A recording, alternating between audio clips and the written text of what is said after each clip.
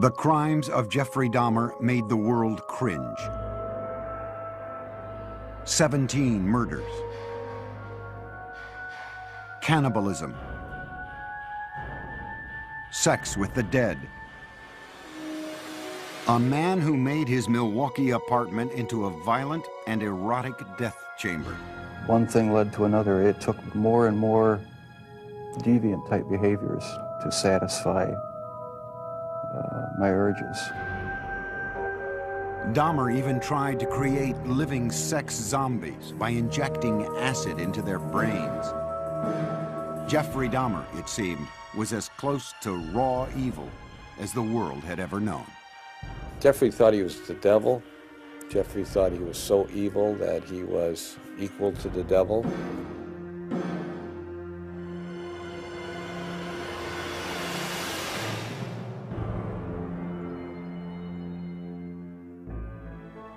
The first child of Joyce and Lionel Dahmer was born in Milwaukee, Wisconsin on May 21st, 1960, just before their first anniversary. His name was Jeffrey. It was a very happy time when Jeff was first born, and for a couple of months it was like everything was brand new and very, very enjoyable and happy, looking forward to the future. While Jeff's father pursued his chemistry degree, Jeff grew into a bright and loving child. He was very exuberant. He liked to wrestle. He liked to run around and ham it up for the camera. And he liked to play with kids. He liked to get together with them. And he was very outgoing. Jeff was also an extremely curious child. He seemed to want to play with things and feel things and get to know their texture, and he seemed to be very much in tune with what's around him. He just wanted to know what was going on. He had a fascination with animals as a youngster. Once 4-year-old Jeff watched his father collect the bones of small animals that had died under the house. I brought him out, put him in a metal pail just to collect them all in one place, and they dropped in with sort of a clanking noise, and Jeff seemed kind of interested in that noise, and he took a hold and let him drop down in too. You know, in retrospect, everything looks grim and dark and sinister. You know, like, could that be the start of something evil? Well, I have to admit, it's simply just the curiosity of a child. Lionel finished his schooling with a PhD in chemistry. The family moved to Ohio, relocating 3 times before settling down on a nearly 2-acre wooded lot in the town of Bath, an hour's drive south of Cleveland. It was then that Lionel began to notice the previously gregarious Jeff had become shy and withdrawn. He did seem to be awkward socially and just didn't feel comfortable. To take his mind off the move, 7-year-old Jeff was given a dog, Frisky, whom he loved dearly. With people that he knew or his new pet, the next-door neighbor boy, he was very relaxed. But there was this shyness and feeling of inferiority that we were concerned about at that time. What the Dahmers thought their son needed was to feel more involved, so they let Jeff choose the name of their second son. Jeff named his brother David. Lionel also encouraged his son to participate in activities that would include contact with other kids. What we were trying to do was to involve Jeff with activities with the thought that involvement would lead to human involvement, a forced, almost, interaction. And on the weekends, father and son planted gardens and raised sheep for competition in 4-H fairs. To commemorate their gardening days, young Jeff gave his father a handmade card with a poem. There's a picture of me eating an ear of corn on the front, and Jeff says, "The squash and the pumpkins can never compare to the kind of dad who has curly hair." And it says, "This poem is from Jeff, and I love you to death." When Jeff was 10, his mother was hospitalized and treated for anxiety. From there, his parents' marriage began to fail. Jeff's fascination with nature and small animals continued into his teenage years, when he became curious about what they looked like on the inside. For specimens, he collected roadkill. Riding around the country roads in Bath, carrying garbage bags, Jeff searched for carcasses.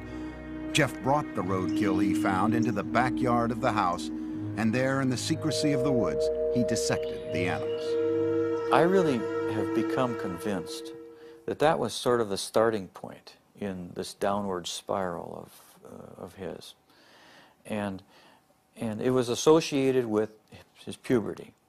And when you have hormones kicking into this terrible mixture, what he's doing, he's investigating insides of animals. And his sexuality was developing at the same time. Teenage Jeff was discovering that he felt sexually attracted only to men. But the thoughts of sex with men became interlocked with fantasies of killing another man and dismemberment. The fantasies excited him, but they were unspeakable. I think it was around age 14 or 15. Started having obsessive thoughts of violence intermingled with sex. And it just got worse and worse. I didn't know how to tell anyone about it, so I didn't. I just kept it all inside. The fantasies included lying next to an unconscious man. For the first time, Jeff's fantasies crossed the line from his mind into action. He devised a plan. He would knock out a local jogger with a bat and lie next to him. On the day he opted to wait for his victim, the jogger didn't run by. He never attempted the clubbing a second time. As he entered high school, his sexual fantasies traumatized him. To escape, he began drinking. On the way to classes in the morning, he would fill up a cup with hard liquor at a friend's house. And I remember sitting next to him in a first period, I believe, history class, and he had a styrofoam cup of scotch, I believe it was scotch. I remember saying, "Jeff, what is that?" And he threw his head back and he shook it and he said, "It's my medicine." But clearly he was getting drunk at 8 o'clock in the morning. At home, Jeff was watching his parents' marriage dissolve. When their bickering escalated to open fighting, he retreated to the forested backyard, slapping tree trunks with sticks. I'd leave the house, go out in the woods and sulk, brooding, wondering why they had to have such a rough relationship. He remained aloof with few interests and no close friendships, but he still seemed to have a sense of humor. On the high school tennis team, Jeff spent most of his time goofing around rather than playing a serious game. But more often than not, the jokes were at Jeff's expense. He gained a reputation as the class clown. Acting out in a bizarre or unexpected manner became known at his school as, quote, doing a Dahmer. All of a sudden you'd be walking down the hall and you'd hear someone yelling and hollering and running through the hallway, and it's Jeff Dahmer in the middle of the day, running, flapping his arms, yelling, hurricane drill, everybody hide. At one point, Jeff collected money from classmates in exchange for a show at the mall. And a woman is handing out samples of sunflower seeds, and Jeff is taking one and then another and being very polite like he always was, and then just spits them out all over the place and starts yelling at the top of his lungs, "I'm allergic, I'm allergic, I'm allergic," and runs away. During his junior year, Jeff went along on a school-sponsored trip to Washington, D.C. And Jeff said, "I have an idea, let's go see the vice president." And we sort of all laughed and said, "Yes, sure, the vice president." Jeff went to a payphone. When he returned, he announced that they would be seen in the office of Vice President Walter Mondale in 2 hours. He had explained that we were high school students from Ohio working on our school newspaper, and we were in town for a week, and could we come and talk to someone in the vice president's office? His slick talking worked. Dahmer had gotten his classmates inside the executive office building to meet with Mondale. In the classroom, Jeff was something of a model student. Very polite to adults, dressed very nice, very respectful to teachers. Did his work. He could be an A student if he wanted to. Other times he would fail the class because he had no interest. He could be very polite with very good manners, yes sir, no sir, when he spoke with teachers. He was perfecting his ability to fool authority figures. But as time went on, Jeff became less interested in his performance at school. No one really knew what was going on in his mind. He didn't open up to anybody. He didn't have any close friends. And he had really slipped away from his social life the older we got in high school. At the school near Bath, Ohio, Jeffrey remained an alcoholic outcast. His behavior was the subject of mockery from other students. I don't think he connected, he didn't engage with people. So if you don't engage with people, then you give and take of conversation and feelings, then you end up internalizing a lot. You fantasize a lot. And then the next step is to think that some of those fantasies may be real. A step Jeff was ready to make. He would kill his first victim just after high school graduation. For Jeffrey Dahmer, the summer of 1978 started with high school graduation. It would be downhill from there. His parents, after years of open and bitter fighting, divorced. Jeffrey's father, Lionel, moved out of the family house in Bath, Ohio, and into this nearby motel. Unbeknownst to Lionel, Jeff's mother took younger brother David and moved to Wisconsin. Jeffrey found himself home alone. Jeffrey was 18, and like most teens his age, he had active sexual fantasies. But Jeffrey's deviated from the norm to include thoughts of killing his lover. Now, the isolation of the empty family home gave him the opportunity to act out those fantasies. Just weeks after graduation, Jeffrey picked up a hitchhiker along the road. It was 18-year-old Stephen Hicks. I wish I just kept on going, but I didn't. Turned around, picked him up, and that's when the nightmare became a reality. Jeffrey invited Hicks back to the house. They drank beers and spent a couple of hours just hanging out. Then Hicks said he had to go. But Jeffrey didn't want to be alone. He attacked Hicks, knocking him out with a barbell. And then he strangled him.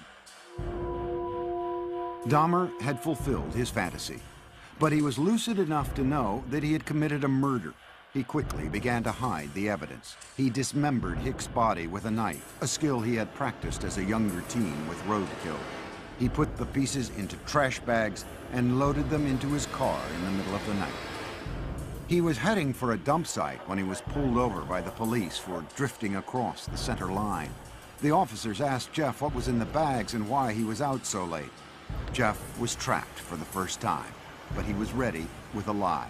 He coolly told the cops he was troubled by his parents' divorce and couldn't sleep, so he thought a trip to the dump would take his mind off things. The police let him go with a ticket. Jeff returned home, racked with guilt over the murder. He stashed the bones of Stephen Hicks under the house for 2 weeks. Then he smashed them to bits with a sledgehammer. Behind the house, Jeff spun in a circle, tossing the fragments among the leaves and brush. In August, Jeffrey's father stopped by the house. I said, "Where is your mother? Where's Dave?" And he said, "They're gone." I said, "Well, what do you mean? They're gone, they've left." Jeff's father moved back into the house. He encouraged Jeff to find a job. But Jeff wasn't interested. He spent his days drinking, even getting himself arrested for public intoxication. Lionel took his son to Alcoholics Anonymous meetings and psychological counseling sessions. They had little impact. Nothing could erase the violence and terror his first murder had imprinted on his mind. Only the alcohol seemed to provide relief. By the end of the summer, Jeff was still jobless, so Lionel suggested an alternative: college. He enrolled Jeff at Ohio State.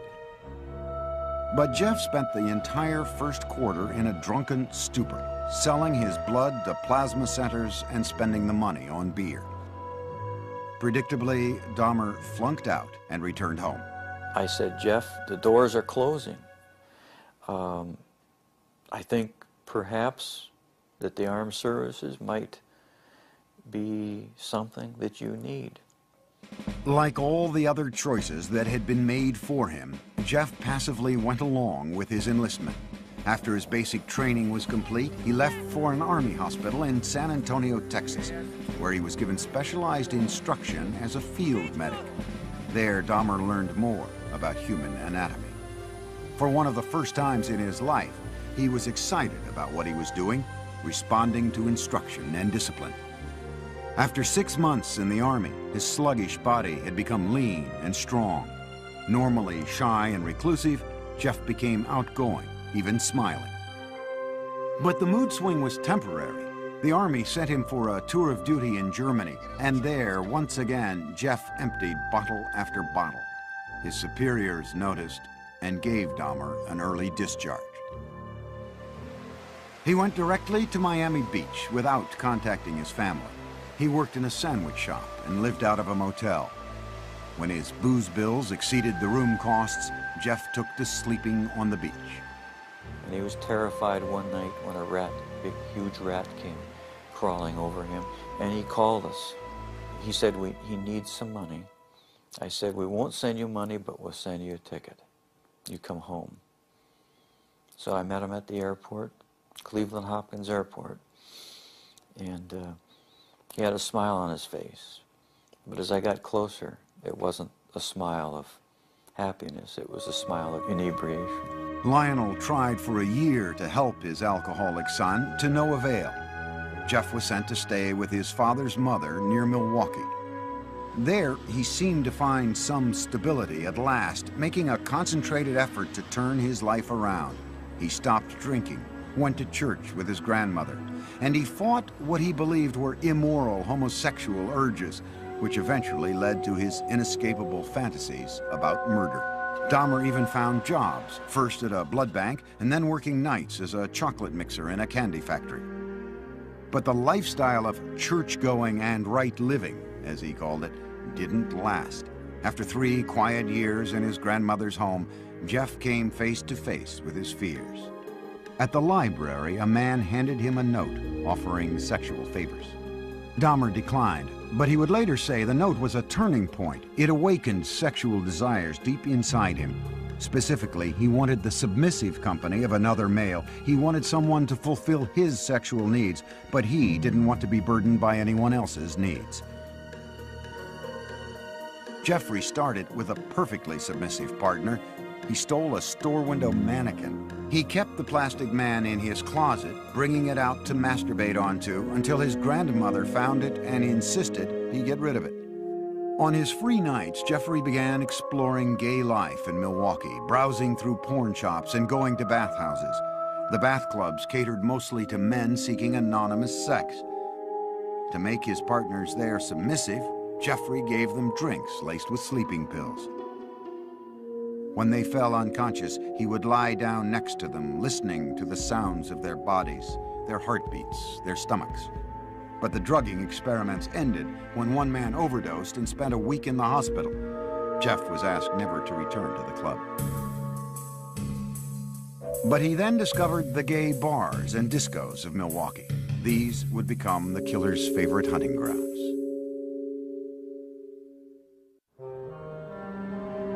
By his late 20s, Jeffrey Dahmer was settled in Milwaukee, living at his grandmother's and prowling the city's gay scene. No one suspected that this reclusive loner with boyish good looks was on his way to becoming a psychopathic serial killer. He did take pleasure in the fact that he was in control of his own little world, that nobody knew what was going on, that he was the master of it. Dahmer could fit in with any group, and you wouldn't say, oh, he must be crazy, or he must be a killer. That's why he was so successful. He was not a repulsive individual. Certainly not in Milwaukee's gay nightclubs. We have it on good facts that he was considered somewhat of a honey in the gay community, that people found him attractive.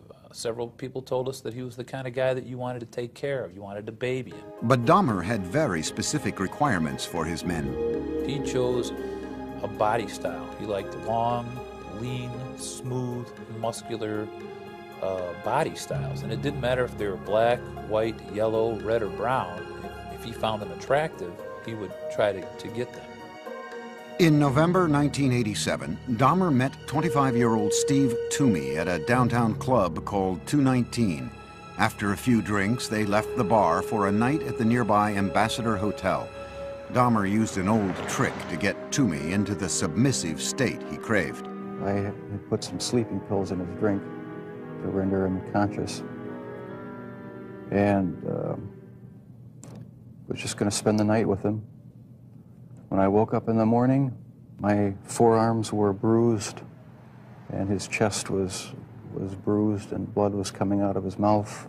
He was hanging over the side of the bed, and I have no memory of beating him to death, but I must have. But Dahmer didn't panic. He went out and bought the biggest suitcase he could find. At the hotel, he crammed Toomey's body into the case, dragged it into a taxi, went back to his grandmother's house, and dismembered Toomey in the basement. That's when the obsession went into full swing. He decided after that second death that he would no longer attempt to control his desires, that he would give full rein to them, yield entirely to them, and after that his life became the pursuit of unmitigated sexual pleasure. Dahmer now decided to pursue his fantasies of ultimate control. It was no longer enough to have his partners submissive just for a night. He wanted to keep them that way forever. So with the intent to murder and then butcher the men he picked up, Dahmer returned to the clubs. At a bus stop outside 219, he met 14-year-old James Doc Stater. Dahmer offered him $50 to spend the night with him. They took the bus back to Dahmer's grandmother's. While she slept, Jeff and Doc Stater had oral sex. Then Dahmer drugged and strangled him, his preferred method for killing. He stated in no way did he ever want to hurt anybody, as funny as this sounds. That is the reason why he killed everyone by strangling them, because not only did he get the power and the thrill of committing the murder, but it was also the most humane way. With Doc Stater, Dahmer further explored his dark fantasies. He hid the body in the basement for a week and continued to have sex with it. Most serial killers are sexual deviants who are social and psychological sociopaths and sexual paths who kill people for their own sexual gratification. Dahmer's was different than that. He was a true necrophiliac. He was trying to have sex with an unconscious or dead person. Once James Doc Stater began to decay, Dahmer dismembered him in the basement near a floor drain, just as he had with Toomey.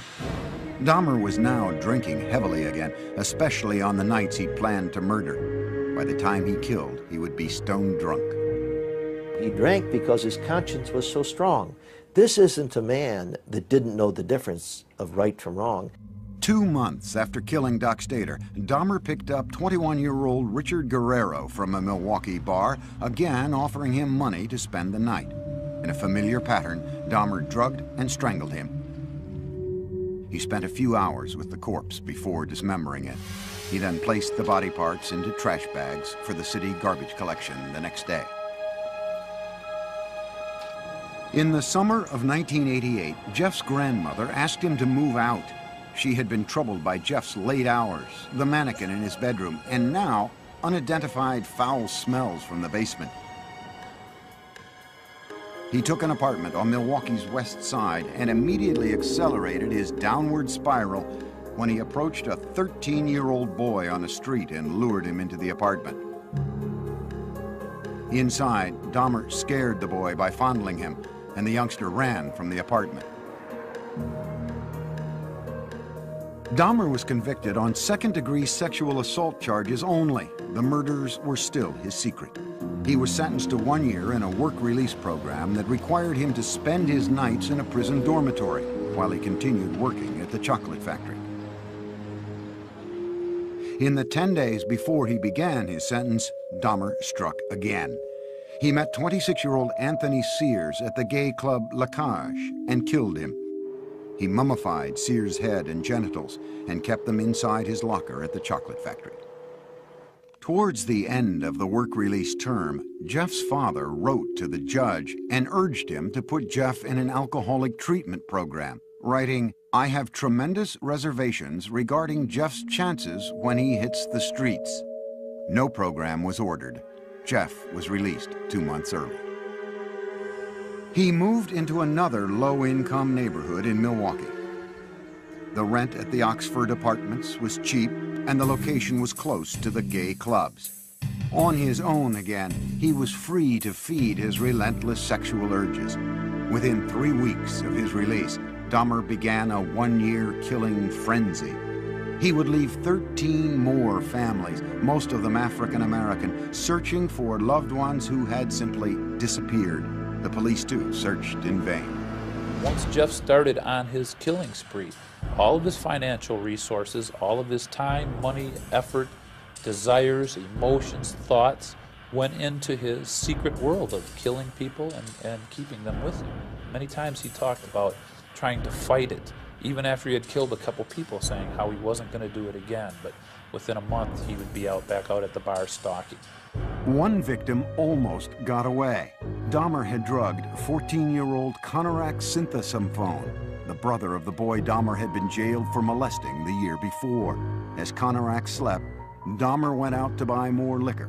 But while he was gone, the teen woke up. He staggered out into the street naked. A concerned neighbor called 911. Milwaukee Emergency Operator 71. Okay, hi. I'm on 25th and State, and this is young man. He is butt naked. He has been beaten up. He is very bruised up. He can't stand. He's study fall out. He is butt naked. He has no clothes on. He was really hurt. Police arrived. By this time, Dahmer had returned from his beer run. As he had with police in Bath, Ohio after his first killing, Dahmer smoothly lied. He told police that Konorak was his gay lover who simply had too much to drink. He brought the cops into his apartment and showed them Polaroids he'd taken of the teen, proof, he said, of their relationship. The police believed the 14-year-old was of legal age and left him behind with Dahmer. They wrote the incident off as a lover's quarrel. Again, Dahmer had been slippery enough to keep his killings a secret. As soon as the cops left, he murdered the boy. Inside Dahmer's apartment, the bodies began to pile up. So he bought a 57-gallon drum and filled it with a powerful acid to dissolve the dismembered limbs and torsos. After weeks in the acid, the remains of Dahmer's would-be lovers became sludge, which he flushed down the toilet or the bathtub drain. For others, Jeffrey boiled the skin off their bones on the stove. A sweet, bitter odor of death began to infest the building, and many tenants traced the smells straight to Dahmer's door. It's awful funny. Whatever Jeff was cooking, Jeff never bought no groceries. So what could he have been cooking that smelled like chitlins? Chitlins have a very peculiar, nasty odor to them, you know. Dahmer was pathologically lonesome, not wanting his sexual partners to leave him even after death. He took keepsake photos while removing their flesh and then preserved certain parts. And one thing led to another. It took more and more deviant type behaviors to satisfy my urges. He devised a plan to build a shrine out of skeletons and skulls, but he was still in search of the perfect partner, one who was completely submissive but alive and not prone to decay. On a few still living victims, Dahmer used a power drill to open small holes in their skulls. Then he injected acid into their brains. According to Dahmer, none of his experimental zombies lived longer than a day. And in perhaps the ultimate effort to keep his victims with him, Dahmer began eating their flesh. It made me feel like they were a permanent part of me. Besides the just mere curiosity of what it would be like, it made them feel that they were a part of me, and it gave me a sexual satisfaction to do that. Throughout this year of ruthless killing, Dahmer still appeared outwardly normal. In this video, taken at his grandmother's house on Thanksgiving, Dahmer talked calmly with his father. Well, you're looking good. Grandma was saying that she thought that you got quite a bit thinner, but you look fit. I don't know. Well, I've been surviving mostly on McDonald's food. It's just so much easier just to pop into a restaurant. But yeah, like I've said before, it gets too expensive, and it does. I have to start eating at home more. It's amazing how he could sit there and appear like he's, you know, clean cut, nice jacket on, and talking very hopefully about his job, intelligent. It's amazing how much a human being can hide from another human being. But careful as he was, Jeffrey Dahmer was about to run out of good lies. In July 1991, the city of Milwaukee discovered a serial killer, 31-year-old Jeffrey Dahmer. One man, Tracy Edwards, had managed to escape from the horrors of Dahmer's apartment and flag down a passing patrol car. When the officers entered the apartment, they found 83 Polaroids of bodies in various stages of dismemberment. There were more shocking discoveries in the kitchen. There were 4 fully enfleshed skulls still there, sitting in a refrigerator. One of the officers said he opened the icebox. He heard a scream. It was only later that he realized that it was he himself who had screamed. TV news cameras rolled as what was left of the victims was carried out. The 57-gallon drum filled with the torsos of 3 men.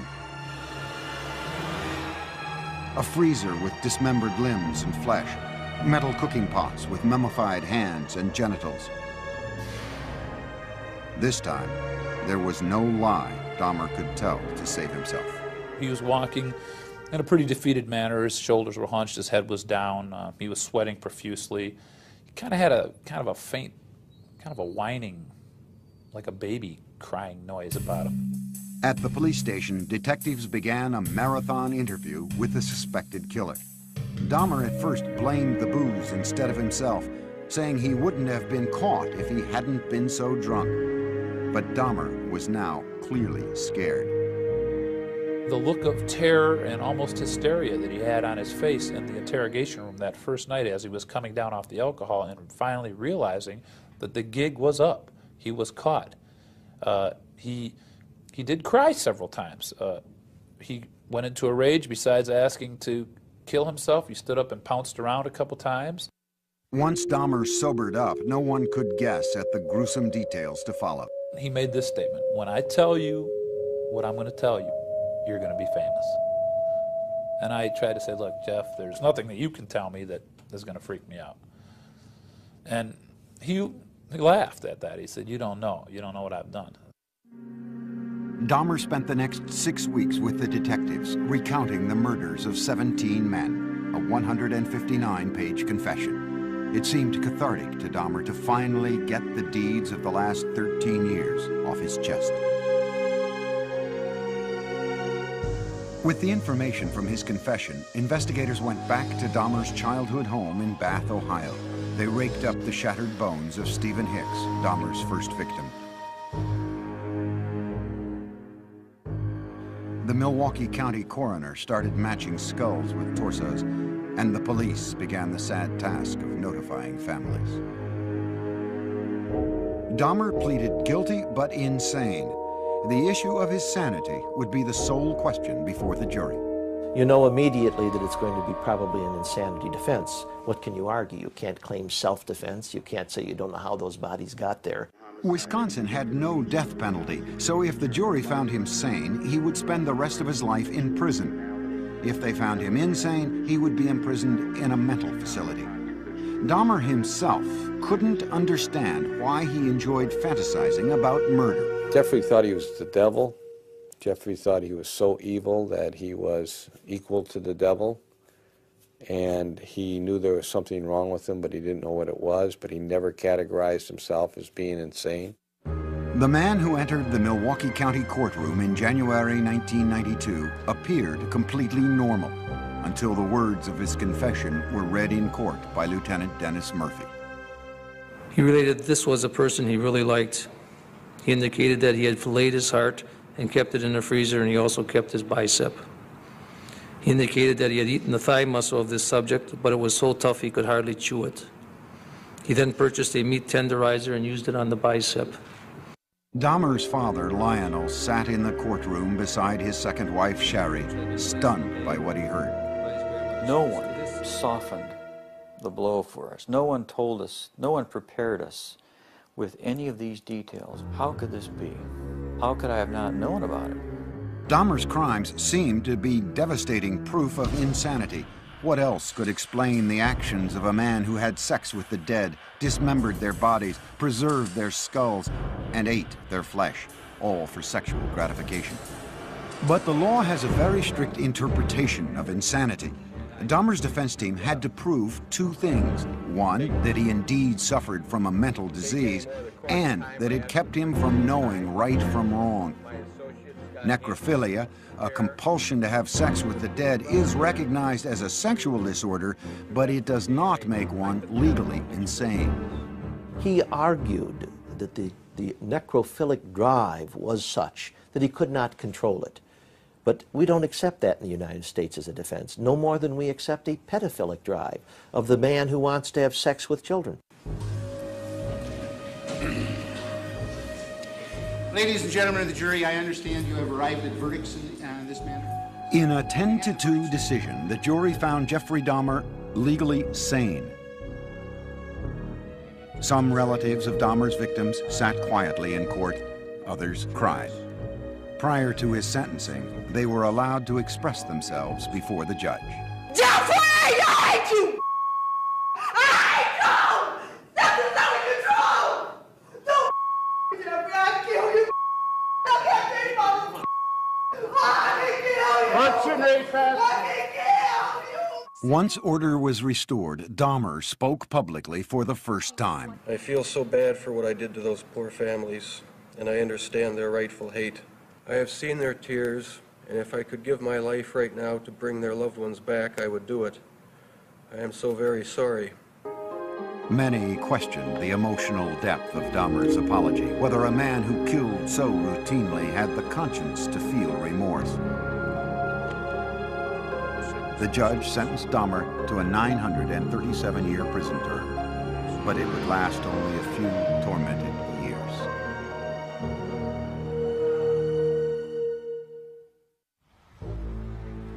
Jeffrey Dahmer's final home was the Columbia Correctional Institution in Portage, Wisconsin. His former residence at the Oxford Apartments in Milwaukee stood as a painful reminder of the lives that ended there. So in November 1992, it was demolished. In his prison cell at the age of 32, Dahmer's life became a conflicted introspection, trying to sort out the blame for his killing nature and seeking divine forgiveness for it. He had spent time in church as a boy and with his grandmother as an adult, but had lost his religion during the murder spree. Dahmer placed the blame for the murders on his atheistic beliefs and the theory of evolution. He said, if it all happens naturalistically, what's the need for a God? Can't I set my own rules? Who owns me? I own myself. Yet Jeffrey was still a contradiction, for he was always quite willing to blame the devil for taking over his soul. The serial killer wondered now what would happen to him when he died. Dahmer decided he wanted to be baptized. Evangelist Roy Ratcliffe was called by the prison minister to talk with the inmate in April 1994.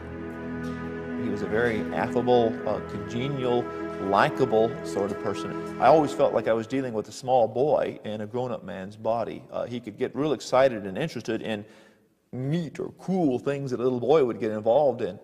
1 month later, Dahmer was taken to the prison medical center, where he was baptized in a whirlpool. On the way, we walked by other prisoners who were coming by with mops and brooms and various cleaning devices, and they looked up, and the only one they saw whom they recognized was Jeff, and so they called out in a very friendly, banter, "Hey, JD, how's it going?" And he called back, "I'm going to be baptized, this is great." Dahmer appeared to be making a remarkable transformation in prison. He would ask questions. He would he would say, but wait, what about this? What about that? So uncharacteristic of the earlier years. You know, go back to senior year in high school, you wouldn't get any of that.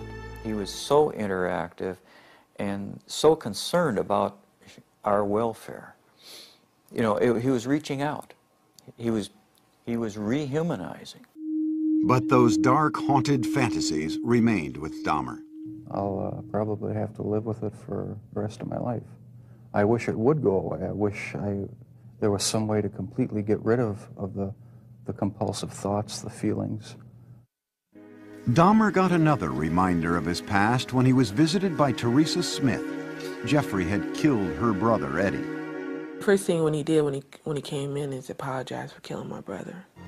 I asked him why my brother, and he said he seen the way he danced, you know, and he liked the way he looked, and he said I was just attracted to him. He said he had strangled him, and then he was trying some new experiment or something with preserving the skull and the body and whatever, and it didn't work. So he had to destroy him. Dahmer had spent his entire adult life as the predator. But now in prison, he became the prey. The notorious serial killer was a target for other inmates. In August 1994, he was attacked in the prison chapel with a crudely fashioned knife. He survived. But on November 29, 1994, inmate Christopher Scarver, who called himself Christ, bludgeoned Dahmer with a metal rod from the prison gym. Dahmer died on the way to the hospital. Among his last wishes, Dahmer had asked to be cremated. His ashes were split between his mother and father. There are statements in his will and testament that say, I don't want a marker, I don't want a grave, I don't want a funeral, I don't want any kind of... He's saying, I want to be wiped out. But the horrible questions that his life of killing posed do continue, and they defy answers. There's a mystery of mysteries that will never be solved, even if he lived. I don't know that what he was all about would ever be solved, except maybes. It's hard when there's no explanations. Sure, there were red flags in Jeff's life, but no one knew about him. He was so secretive and so careful.